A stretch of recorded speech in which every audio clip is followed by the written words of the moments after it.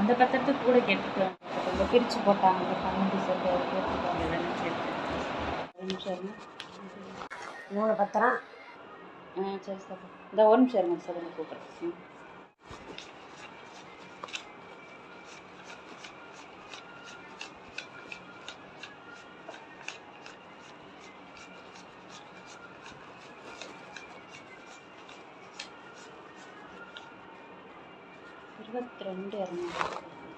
காரைக்குடியில் பத்திரப்பதிவு அதிகாரியாக பணிபுரியும் சூரியபிரபா லஞ்சம் வாங்குகிற காட்சி.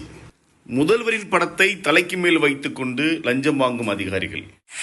கடந்த மாதங்களில் மட்டும் 6 ஆகஸ்ட் நாகர்கோயில் சார் பதிவாளர் சுப்புலட்சுமி கைது, 7 ஆகஸ்ட் திருவள்ளூர் சார் பதிவாளர் கைது, 10 ஆகஸ்ட் வேலூர் சார் பதிவாளர் கவிதா லஞ்சம் வாங்கி கைது, 28 ஆகஸ்ட் சிவகங்கை சார் பதிவாளர் கைது. கடந்த சில நாட்களுக்கு முன்பு 10 அக்டோபர் மேட்டுப்பாளையத்தில் சார் பதிவாளர் சாந்தி கைது, அதே 10 அக்டோபர் சிங்காநல்லூரில் நான்சி சார் பதிவாளர் கைது. இப்போது எங்கள் காரைக்குடியில் சூரியபிரபா லஞ்சம் வாங்குகிற காட்சி. தமிழ்நாட்டில் காலம் காலமாக 2 அலுவலகம் மட்டும் மக்கள் நேரடியாக சென்று அலுவல் செய்ய முடியாத அலுவலகம். ஒன்று சார் பதிவாளர் அலுவலகம், இன்னொன்று RTO அலுவலகம். இந்த பத்திரப்பதிவு அலுவலகத்தில் பத்திரப்பதிவு செய்ய செல்லும் மக்கள் முதலில் நாட வேண்டிய இடம் பத்திரம் எழுதும் இடம். தமிழக முதல்வருக்கும் தமிழக மக்களுக்கும் வணக்கம். தொடர்ந்து சார் பதிவாளர்கள் பத்திரப்பதிவு அலுவலகத்தில் இருக்கக்கூடிய அதிகாரிகள் கைதாகிட்டே இருக்காங்க. ஆனாலும் கடந்த 50 ஆண்டு காலமாக இந்த லஞ்சத்தினை ஒழிக்க முடியவில்லையே ஏன்? இப்ப நம்ம பத்திரப்பதிவு அலுவலகத்துக்கு போறோம், பத்திரப்பதிவுக்கு போறோம். அது விற்பதற்காக இருக்கட்டும், வாங்குறதுக்காக இருக்கட்டும். கடந்த 10 ஆண்டுகளுக்கு முன்பு வரை கட்டணம் ரொக்கமா கட்டணும். எங்கே கட்டணும்? பத்திரப்பதிவு அலுவலகத்துக்கு போய் கட்டணுமான்னு கேட்டா இல்ல. யார்கிட்ட கட்டணும்? பத்திர எழுத்தரிடம் கட்டினோம். எத்தனாயிரமா இருந்தாலும் அரசுக்கு செலுத்த வேண்டிய தொகை யார்கிட்ட கொடுத்தோம்? பத்திர எழுத்தரிடம். இப்ப யார்கிட்ட கட்டுறோம்? இப்ப ஆன்லைன் பேமெண்ட், ஆன்லைன்ல பணம் கட்டணும். யார் கட்டுறான்னு கேட்டீங்கன்னா அரசுக்கே தெரியும். அந்த பத்திர அலுவலகத்துக்கு இருக்கக்கூடிய பத்திர எழுத்தர்கள் தங்களுடைய லாகின்ல கட்டுறாங்க. ஏன் பொதுமக்கள் அவர்கள் பெயரில் இருந்து கட்டுவதில்லை? அப்ப இந்த பணத்தை மக்கள் யார்கிட்ட கொடுக்கறாங்க? அரசுக்கு செலுத்த வேண்டிய வரிப்பணத்தினை, அந்த பத்திரமாற்றுக்கான வரிப்பணத்தினை, இதர கட்டணங்களை யார்கிட்ட கொடுக்கறாங்கன்னா வெளியில் இருக்கக்கூடிய பத்திர எழுத்தர்களிடம் கட்டுறோம். அது எவ்வளவு அங்கே நம்ம வரியா கட்டுறோம், எவ்வளவு இந்த பத்திர எழுத்தர் கட்டணமா கொடுக்கிறோம், எவ்வளவு அவர் உள்ள லஞ்சமா கொடுக்க போறாரு, எதுவுமே நமக்கு தெரியாது. 2 நாள் கழிச்சு பத்திரம் வாங்கும்போது அதுல தெரியும் நம்ம உள்ள கட்டண தொகை இவ்வளவுதான் அப்படின்னு. அப்ப இந்த பத்திர எழுத்தர்கள் வாங்குகின்ற தொகை அவங்க யாருமே லஞ்சம் கொடுப்பதற்காக வாங்கல. ஏன்னா லஞ்சம் இருப்பதால் நம்மிடம் வாங்குகிறார்கள். வாங்கி உள்ள கொடுக்கிற வேலையை செய்யறாங்க. எப்படி? இந்த பத்திர எழுத்தர்கள் அந்த பத்திரம் எழுதும் போது கடைசி பக்கம் பத்திரத்தை ப்ரிப்பேர்டு பை அப்படின்னு சொல்லிட்டு அவங்க கையெழுத்த போடுறாங்க. இங்கேதான் அரசு தப்பு பண்ணுது. அதாவது அவங்க ஒவ்வொரு அட்டையிலையும் தங்களுடைய முகவரி எழுதுறாங்க. அப்போ ஒரு நாளைக்கு இத்தனை பத்திரம், ஒவ்வொரு பத்திரம் எழுத்தரும் தங்களுடைய பத்திரம் இத்தனை போட்டிருக்குன்னு கணக்கு வச்சிருக்காங்க. அவங்க அது போக அந்த ப்ரிப்பேர்டு பைங்கிறதுல கையெழுத்து போடுறாங்கல்ல, அனுமதி பெற்ற லைசன்ஸ் உள்ள பத்திர எழுத்தர்கள், அதை வச்சு கணக்கு பண்ணி ஒரு பத்திரத்திற்கு குறைந்தபட்சம் 1000 ரூபாய். சாதாரண ஒரு ஒண்ணுமே வேல்யூ இல்லாத பத்திரம் கூட 1000 ரூபாய் எழுதப்படாத சட்டம்.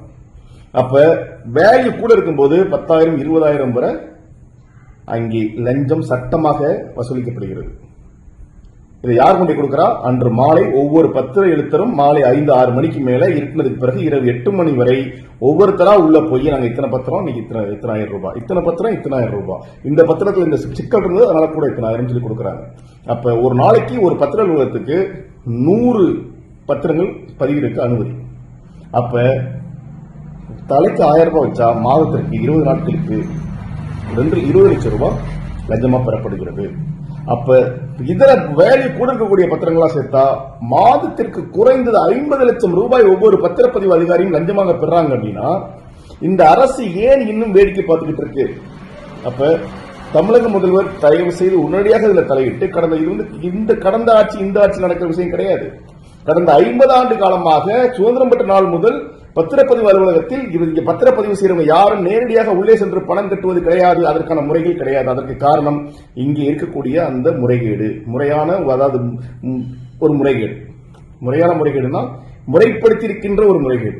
இதனை உடனடியாக தமிழக அரசு தலையிட்டு பத்திர எழுத்தர்கள் தங்களுடைய கையொப்பத்தை, ஏன்னா என்ன சட்டம் இருக்குன்னா, யார் ஒருவர் விற்பவர் வாங்குவோர் அவர்களாகவே பத்திரத்தில் எழுதி கொடுக்கலாம்னு இருக்கு.